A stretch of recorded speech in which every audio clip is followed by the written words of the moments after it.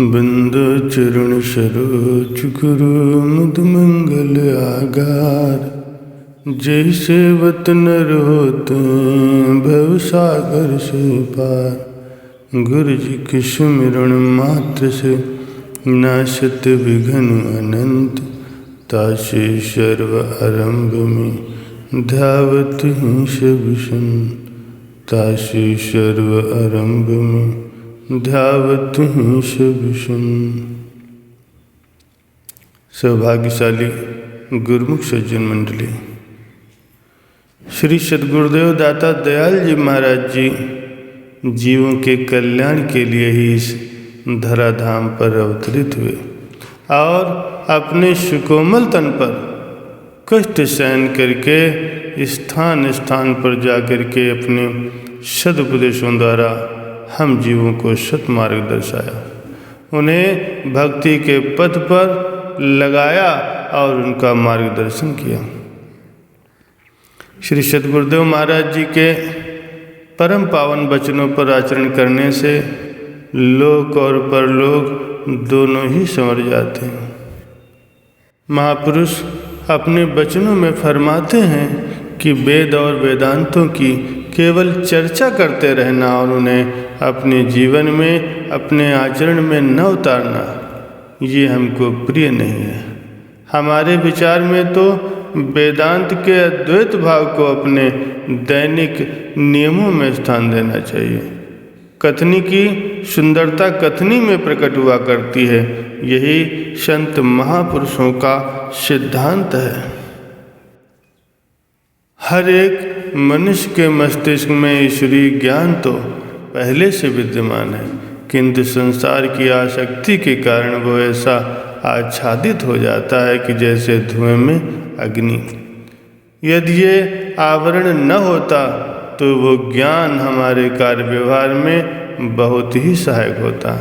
मनुष्य एक क्षण भी बिना कर्म किए नहीं रह सकता, परंतु कर्म वही श्रेष्ठ है जो ज्ञान पूर्वक किया जाए। इन दोनों का एक साथ रहना मानव को सच्चे अर्थों में मनुष्य बनाता है। केवल शुष्क ज्ञान की चर्चा करते रहना लाभदायक नहीं है और ईश्वरीय ज्ञान को बिना प्राप्त किए जो कर्म किए जाते हैं वे बंधन के कारण होते हैं। सर्वश्रेष्ठ कर्म उसे ही कहा जाता है जिसके द्वारा ईश्वर की प्राप्ति हो।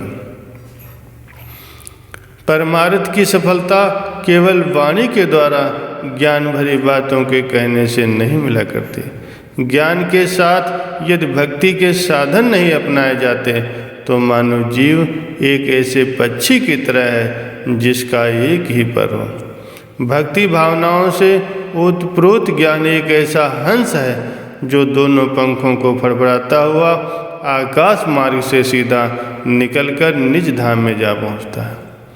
यही धाम ही परमहंस संत महापुरुषों का निज स्थान होता है।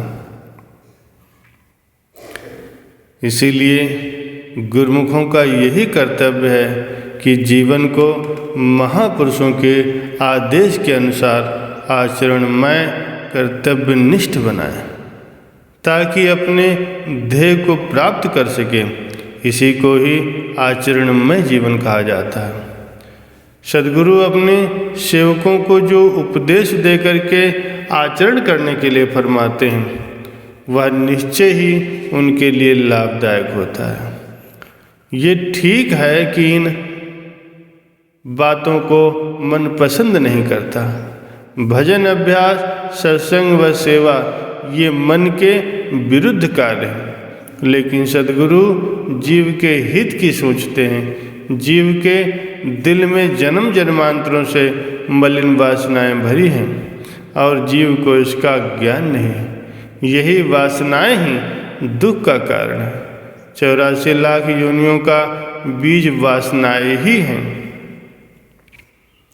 इन वासनाओं को तभी समाप्त किया जा सकता है जब क्रियमाण कर्म श्रेष्ठ किए जाएं।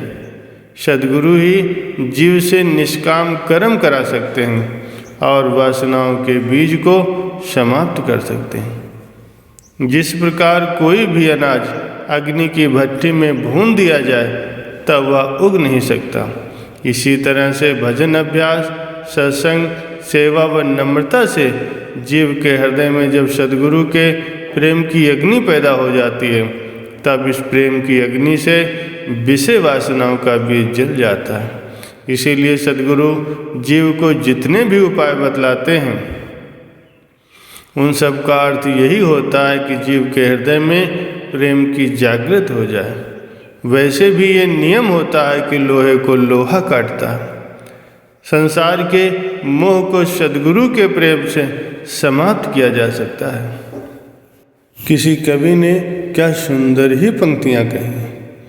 प्रभु नाम हृदय में धारो प्रेमियों, नाम बिना झूठे हैं पसार प्रेमियों। प्रभु नाम हृदय में धारो प्रेमियों, नाम बिना झूठे हैं पसार प्रेमियों। नाम से संवरते हैं बिगड़े काज, नाम ही भव तरने का है जहाज। एक पल इसे ना बिसारो प्रेमियों, नाम बिना झूठे हैं पसारे प्रेमियों। जिसने भी घट में बसाया इस नाम को, पा लिया उसने प्रभु के धाम को। मिले फिर प्रेम के हुलार प्रेमियों, नाम बिना झूठे हैं पसारे प्रेमियों। प्रभु नाम हृदय में धारो प्रेमियों, नाम बिना झूठे हैं पसारे प्रेमियों।